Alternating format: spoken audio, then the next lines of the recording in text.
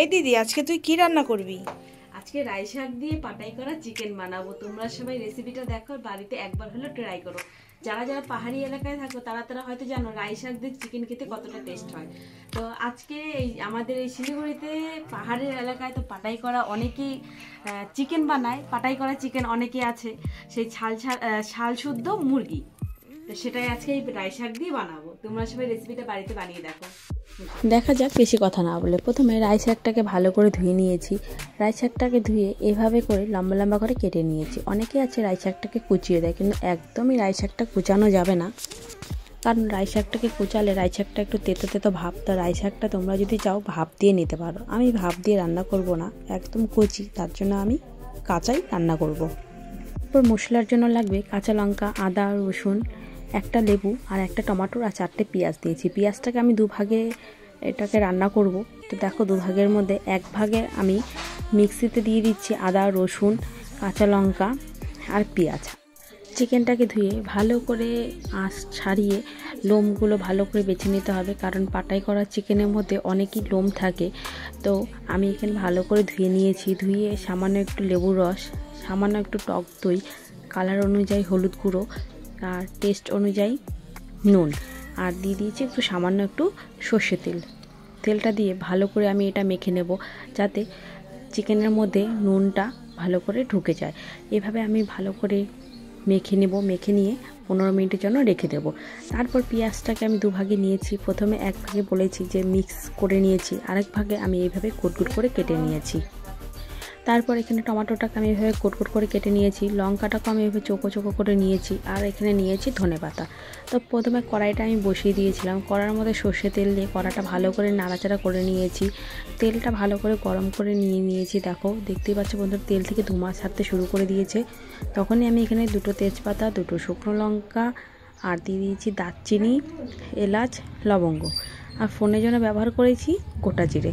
গোটা জিরে দিয়ে ভালো করে নাড়াচাড়া করে নিয়েছি। একটু জিরেটা একটু লালচে রং হবে, তখনই আমি এখানে পেঁয়াজ যে গোটগুট করে কেটে রেখেছিলাম পাপড়ি ছাড়িয়ে, সেই এখানে আমি পেঁয়াজগুলো দিয়ে দিলাম। পেঁয়াজটা দিয়ে আমি ভালো করে লালচে রং করে ভেজে নেব। দেখতেই পাচ্ছ বন্ধুরা, খুব সুন্দর পেঁয়াজটা ভাজা হচ্ছে, আর খুবই সুন্দর পেঁয়াজের একটা কাঁচা গন্ধ বেরিয়ে আসছে। পেঁয়াজটা ভাজা হয়ে গেছে, এর মধ্যে আমি কাঁচা লঙ্কাগুলো দিয়ে দিলাম। কাঁচা লঙ্কাটা দিয়ে আবারও কিছুক্ষণ ভেজে নেব। তারপর আমি এখানে টমেটোগুলো কেটে রেখেছিলাম, সেই টমেটোগুলো এখানে দিয়ে আবারও কিছুক্ষণ নাড়াচাড়া করে নেব।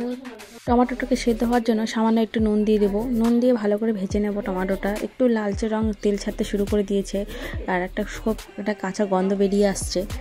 দেখতেই পাচ্ছ বন্ধুরা, এইভাবে করে ভেজে নিতে হবে। এইভাবে টমেটোর পেঁয়াজটা ভাজা হয়ে গেছে। এর মধ্যে আমি মশলাটা যে করে রেখেছিলাম আদা, রসুন, পেঁয়াজের বাটাটা, সেটা আমি এখানে দিয়ে দেবো। দিয়ে আবারও এখানে 2 মিনিটের মতন ভেজে নেব। যেই মশলাটা একটু তেল ছাড়তে শুরু করে দেবে, এর মধ্যে গুঁড়ো জিরেগুলো দিয়ে দেবো। জিরে গুঁড়ো, ধনে গুঁড়ো, কালার অনুযায়ী হলুদ গুঁড়ো, আর দিয়ে দেবো কাশ্মীর লঙ্কা গুঁড়ো। দিয়ে ভালো করে মশলাটাকে ভেজে নিতে হবে। দেখতেই পাচ্ছ বন্ধুরা, মশলাটা ভাজা হয়ে গেছে। এর মধ্যে ম্যারিনেট করে রাখা 15 মিনিট পর চিকেনটা আমি এখানে দিয়ে দিলাম। দেখো, চিকেনটা দিয়ে ভালো করে নাড়াচাড়া করে নেব। চিকেনটা ভালো করে মিশিয়ে নেব মশলার সাথে। এখানে আমি একদমই আলু ব্যবহার করব না, আলু ছাড়াই আমি এটা রান্না করব। তোমরা চাইলে আলুটা অ্যাড করতে পারো। ভালো করে চিকেনটা কষিয়ে নেব। দেখতেই পাচ্ছ বন্ধুরা, খুব সুন্দর মিশে গেছে। আর এভাবে করে আমি খুন্তির সাহায্যে নিচে যে লেগে ধরেছে সেগুলো আমি খুন্তির সাহায্যে উঠিয়ে দেব। এর মধ্যে আমি আবার এখানে উষ্ণ গরম জল ব্যবহার করেছি। উষ্ণ গরম জল দিয়ে আমি এখানে চিকেনটা ভালো করে কষিয়ে নেব অল্প অল্প করে। তোমরা দেখতেই পাচ্ছ, যেহেতু পাটাই করা চিকেন, তো খেতেও খুব ভালো। আর চিকেনটা যত তোমরা কষাবে ততটা টেস্ট হবে রান্না, আর ততটা চিকেনটা তুলতুলে নরম হবে। তো দেখো বন্ধুরা, খুব সুন্দরভাবে কষানো হয়ে গেছে, আর খুব সুন্দর একটা চিকেনের গন্ধ বেরিয়ে আসছে, খুবই ভালো লাগছে। তো দেখো, আমি এইভাবে 5 মিনিটের মতন, 5 থেকে 10 মিনিটের মতন আমি এটা কষিয়ে নেব, গ্যাসটা একদম লো ফ্লেমে রেখে। রাই শাকগুলো এখানে দিয়ে দেবো। দেখো বন্ধুরা, রাই শাকটা দিয়ে দেওয়ার পর রাই শাকটা সুন্দরভাবে এর সাথে দেওয়ার পর সঙ্গে সঙ্গে রাই শাকটা খুব সুন্দর নরম হয়ে আসছে।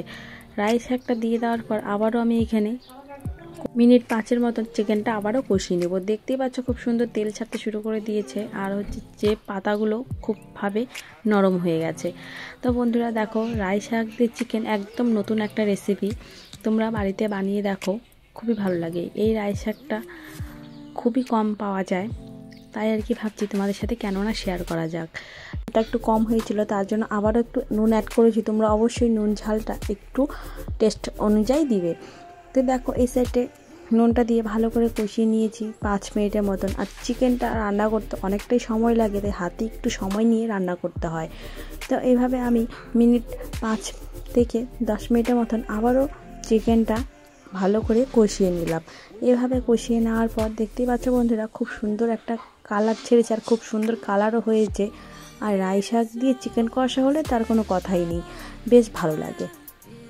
তো তোমরা এইভাবে বাড়িতে একবার বানিয়ে দেখো, চিকেন রাই শাক দিয়ে চিকেন কষা খেতে দুর্দান্ত লাগে। অনেকেই আছে অনেক রকম করে চিকেনটা বানিয়ে খায়, এইভাবে একবার চিকেনটা বানিয়ে রান্না করো, দেখো তোমাদের বেশ ভালো লাগবে।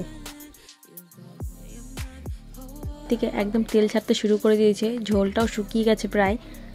এর মধ্যে আমি গরম জল ব্যবহার করব। গরম জলটা দিয়ে দিচ্ছি, তোমরা অবশ্যই গরম জলটা দিবে, তাহলে চিকেনের মধ্যে খুবই একটা স্পাইসি ভাব আসে। ঠান্ডা জল দিলে চিকেন রান্নাটা যত ভালো করে করো না কেন অতটা টেস্টি আসে না।